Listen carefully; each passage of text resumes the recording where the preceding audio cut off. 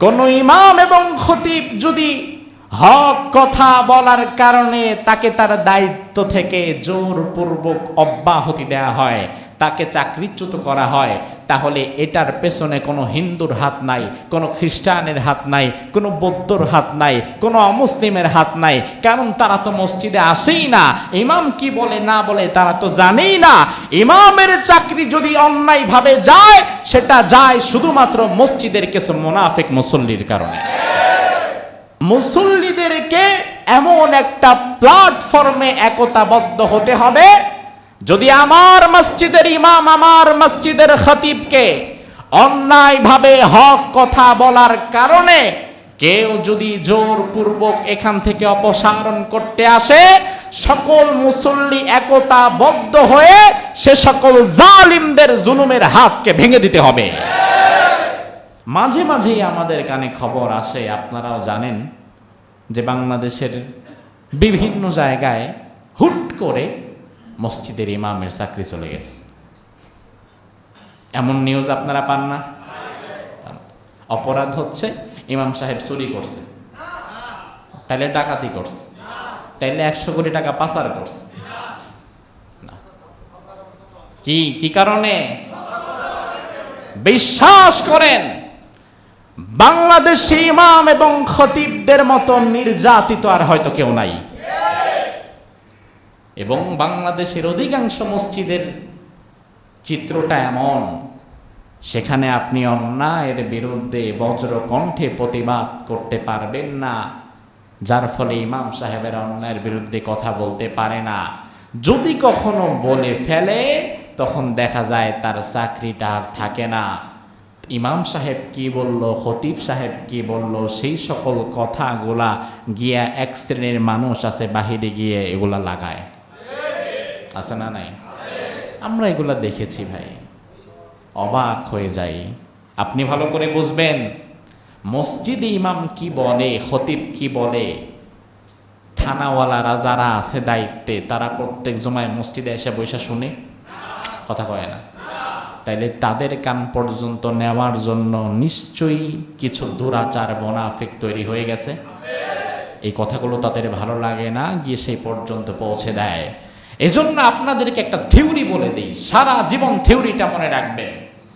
কোন ইমাম এবং খতিব যদি হক কথা বলার কারণে তাকে তার দায়িত্ব থেকে জোরপূর্বক অব্যাহতি দেয়া হয়, তাকে চাকরিচ্যুত করা হয়, তাহলে এটার পেছনে কোনো হিন্দুর হাত নাই, কোনো খ্রিস্টানের হাত নাই, কোনো বৌদ্ধর হাত নাই, কোনো অমুসলিমের হাত নাই।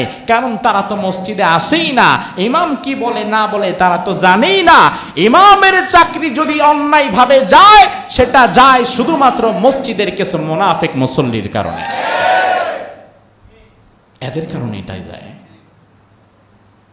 কিন্তু আমার ইমামদের কি শুধু দোষ দিবেন না, হুজুর হক কথা বলে না, এই করে না, সেই করে না, হুজুর চাকরিকে ভয় করে।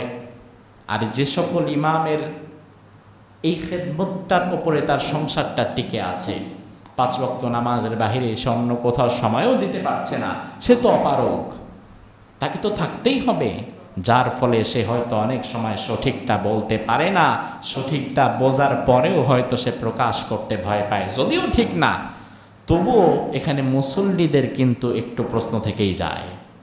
সেটা হচ্ছে, শুধু আপনি ইমামকে একচেটিয়া দোষ দিলেন, হুজুর হক কথা বলে না, অমুক হুজুর হক কথা বলে আর সে তো হক কথা বলে না, সে বোবা শয়তান, শুধু এমন করলে চলবে না। বরং মুসল্লিদেরকে এমন একটা প্ল্যাটফর্মে একতাবদ্ধ হতে হবে, যদি আমার মসজিদের ইমাম, আমার মসজিদের খতিবকে অন্যায়ভাবে হক কথা বলার কারণে কেউ যদি জোরপূর্বক এখান থেকে অপসারণ করতে আসে, সকল মুসল্লি একতাবদ্ধ হয়ে সে সকল জালিমদের জুলুমের হাতকে ভেঙে দিতে হবে। এমন যদি করতে পারেন, তাহলে দেখবেন বাংলাদেশের প্রতিটা মসজিদ থেকে ইমাম এবং খতিবের হক কথা বলতে পারবে, ঠিক কিনা? সে আল্লাহ বলছেন, বান্দা, ইয়া আইয়ুহাল্লাযীনা আমানুত্তাকুল্লাহ, ও ঈমানদারেরা, তোমরা আমি আল্লাহকে ভয় করো, ওয়া কুনু মাস সাদিকিন, আর যারা সত্য বলে, সঠিক বলে, যারা হক কথা বলে, তোমরা তাদের সাথে থাকো। কে বলছেন? আল্লাহ যখন কোনো অর্ডার দেয় সেটা মানা সুন্নত, নফল না ফরজ? অবশ্যই ফরজ। এজন্য আল্লাহর হাবিব সাল্লাল্লাহু আলাইহি ওয়াসাল্লাম হাদিসের মধ্যে বললেন, ইন্নাস সিদকা ইয়াহদি ইলাল বির, নিশ্চয়ই সত্য পুণ্যের দিকে, সওয়াবের দিকে ধাবিত করে। ওয়া ইন্নাল বিররা ইয়াহদি ইলাল জান্নাহ, আর সব জান্নাতের দিকে ধাবিত করে। ওয়া ইন্নার রাজুলা লা ইয়াসদুকু হাত্তা ইয়াকুনা সিদ্দিকান, একজন মানুষ সে যদি সত্য বলে, সত্য কথা বলে, সত্য পথে চলে, সত্যকে গ্রহণ করে নেয়, হাত্তা ইয়াকুনা সিদ্দিকান, তাহলে ওই মানুষটা আল্লাহর খাতায় সত্যবাদী হিসাবে লিখিত হয়ে যায়। আল্লাহর খাতায় আপনার নামটা সত্যবাদী হিসাবে লিখিত হোক, এটা কি আপনি আমি চাই? আল্লাহর হাবিব আরো বলেন, ওয়া ইন্নাল কাযিবা ইয়াহদি ইলাল ফুজুর, মিথ্যা পাপাচারের দিকে ধাবিত করে। ওয়া ইন্নাল ফুজুরা ইয়াহদি ইলান নার, আর পাপাচার জাহান্নামের দিকে মানুষদেরকে নিয়ে যায়। ওয়া ইন্নার রাজুলা লা ইয়াকযিবু হাত্তা ইউকতাবা ইনদাল্লাহি কাযযাবান, আর মানুষ যখন রেগুলার মিথ্যা বলে, সকালে দুপুরে রাতে চিন্তায় ঘুমে নিমগ্নে সব সময় যে মিথ্যা কথা বলে, মিথ্যা বলতে বলতে এক পর্যায়ে আল্লাহর দরবারে তার নামের সঙ্গে মিথ্যাবাদী লেখাটা যুক্ত হয়ে যায়। এখন আমাদের বাংলাদেশে এমনও কিছু মানুষ আছে যার দিনটা শুরু হয় মিথ্যা দিয়া, আবার তার দিনটা শেষ হয় মিথ্যা দিয়া।